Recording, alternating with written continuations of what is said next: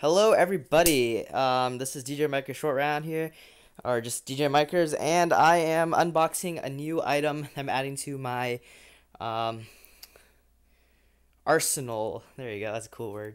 Arsenal of PA stuff. I focus more on PA stuff rather than DJing stuff because, I don't know, sound engineering is more fun than DJing. My personal opinion.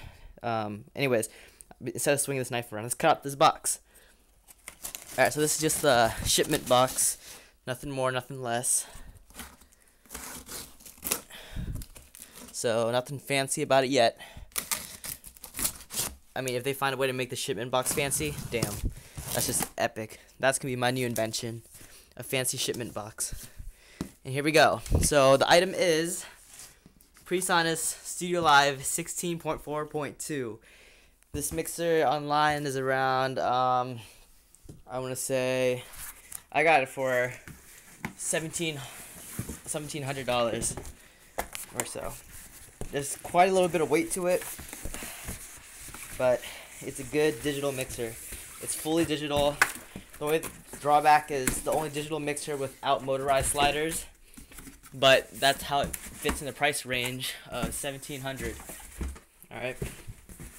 I don't have enough energy to carry this whole thing in the box upstairs, so that's why I'm doing it right in my doorway as the UPS lady just dropped it off. Alright, so the first thing I gotta do is take off this little outer cover here. This is where all the information is about it, like basically all your items. Here are your featured box. Give you a quick look at that. Maybe that's out of focus, but what are you gonna do about it? But anyways, that's just the outer cover. We'll review the facts later once I open it up. Alright, so here's another box that we gotta open up. I like the design of the box. It's very simple. Nothing crazy about it, but it's just the way that it's simple and nice and neatly packed. That's a good thing. Alright, so what do we got in here? So first we have StudioLive software with Studio One Capture. Studio One's right here, and then there's Capture, and then there's VSL Universal Control on this one box. Now I got the factory restock one, so it's basically the person bought it, didn't like it, sent it back. But then Presonus made sure everything was in there and everything before sending it to me. Alright, so here are the rack ears. So you can mount them on, and they also have the screws to screw into the board, inside of the board. Okay, I won't need them yet, but I will need them eventually when I put them into a rack.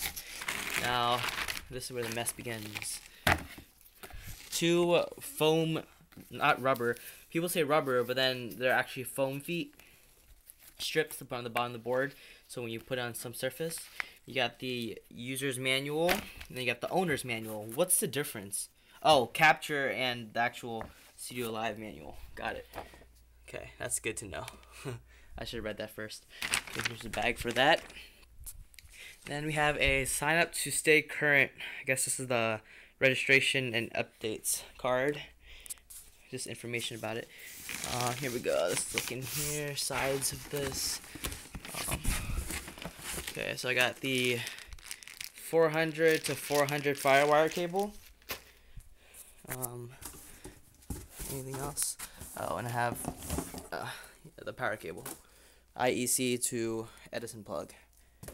Anyways, here's the mixer. So I'm gonna pause the camera real quick, take it out of the box, and then show you guys upstairs. Alright guys, so here we are. I have everything set up along with my amp and my small speakers for now. Here it is, all put out and all lit up. This is what the whole thing looks like. It's a pretty sweet looking board, I have to say. It's a very sleek design. The way everything's lined up and the way everything's angled out, it looks, and it helps make everything look like amazing and a little bit intimidating the first time I look at it. Actually, it looks like, when I first looked at it, it doesn't look like a toy mixer like compared to other mixers I've used. It's more advanced looking and more intricate than it really is looking out to be. That made no sense, but the way everything lights up and the way everything like is laid out, it helps you a lot figuring out where everything is. Like the whole fact that every select button is blue is you're able to distinguish those buttons from the other buttons instead of having all the same color, just different words on them. Solo buttons line up all around here, so you're able to see them. They're lit up bright orange, so you're able to distinguish them as well. And whenever you're on mute, that's the cool part. Whenever you're on mute, bright red, so you're able to see that, oh, you're on mute, turn it on, is what it's basically yelling you at. The one thing I've noticed that I don't like so far is where if I have a stereo link, like these two channels right here, they said that if you do it to one channel, it does it to both, right? But the problem is that with that being said, when I swipe my fingers on to mute everything, watch what happens to those two channels. I swipe it across, and it turns right back off. So I'm not able to do a quick mute of all the tracks with the stereo link happening right here. So if they were able to do it so that the next firmware where it's only one mute button affects both channels, then that'd be great. So that we don't have to, like, yeah. Anyways, but everything else is pretty good about it. I love it. This is my first digital mixer, and so far it's helping me a lot because it's exactly the same thing as a regular mixer, just broken out sideways basically, and I'm able to adjust to it rather quickly. Whatever came with the board was capture. This is capture, and also came with universal control, which is basically a virtual version of the board. So you're able to see the main controls and then all the channels right here. The GEQs on top, you have 8 GEQs apparently. I did not know about this. I guess this is the new version of the board. You're up to 8 GEQs. I don't know if you can assign them anywhere you want them to be. That's my question. I gotta read the manual for that. But nonetheless, you still have the GEQs for the main, which is most important for ringing out feedback for the house monitors, and you get to assign it to the auxes. That's why there's 6 of them. That's probably why there's 6 of them. So there's one for each aux, so you're able to ring out your monitors as well. So you have GEQ on there and GEQ on the main, which is all you basically need. Subs, I never use the subs for their own thing. I always assign them to the main whenever possible. So, because there's no need to really run out unless I'm doing like, oh, I need a speaker over for house and the speaker for the lobby, I need a speaker for the hallway, I need a speaker for outside. Then I'll basically balance them out that way. But rare case where I need to use those. But yeah. Anyways, going back to the mixer. So right now I'm running the captured demo, the 16-track demo of a song they record. I'm just gonna play it back for you guys right here.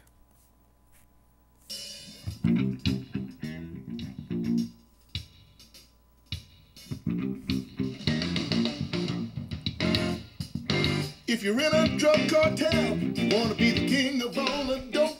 If you're down in the Vatican, you might wanna be the very simple mix. Just do it, get you to hear everything.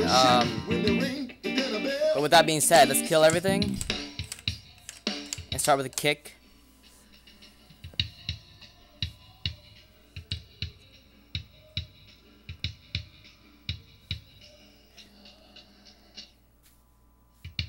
Kill the effect units. There's also a mute button on these things, which I didn't know about.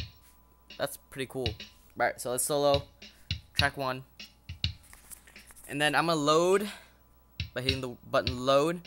I'm gonna load an effect for the kick. So let's go over to the drum, and you have kick 1, kick 2, 3, or kick 1, kick 2, then kick funk. So I'm gonna do kick 2. I'm hit recall.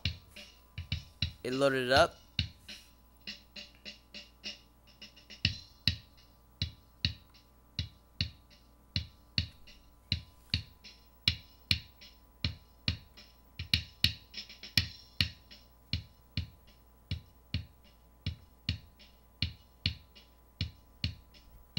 Trying to balance it out a little more.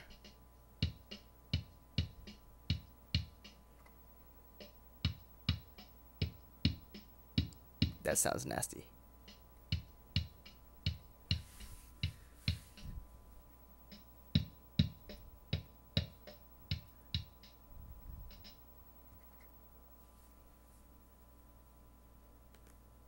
But basically I just basically just play the kick and then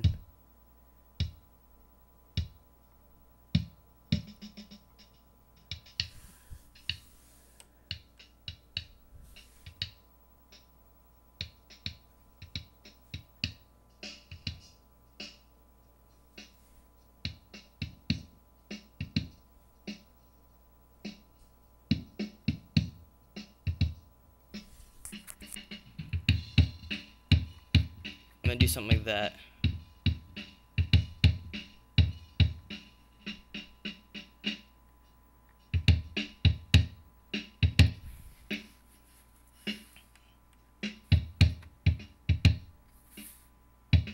Okay, then move on to the snare.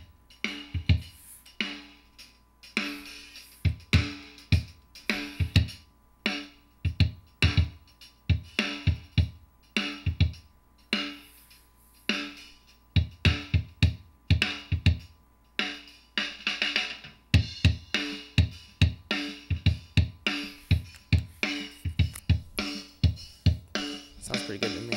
I'm gonna load in the snare 1 into that track. Okay, it's pretty good. Number 3 is tom 1. So I'm waiting for the tom hit. And number 4 is tom 2. Number 5 is overhead left. 6 is overhead right. 7 is hi-hat. 8 is percussion.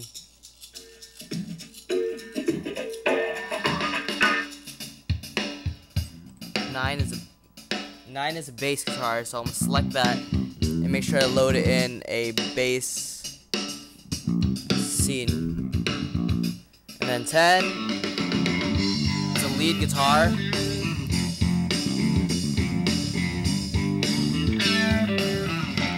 11 is a funk guitar. 12 is keys.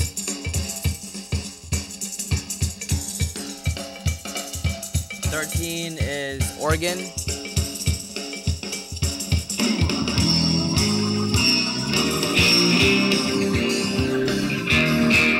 14 are horns. 15 is backup. 16 is lead.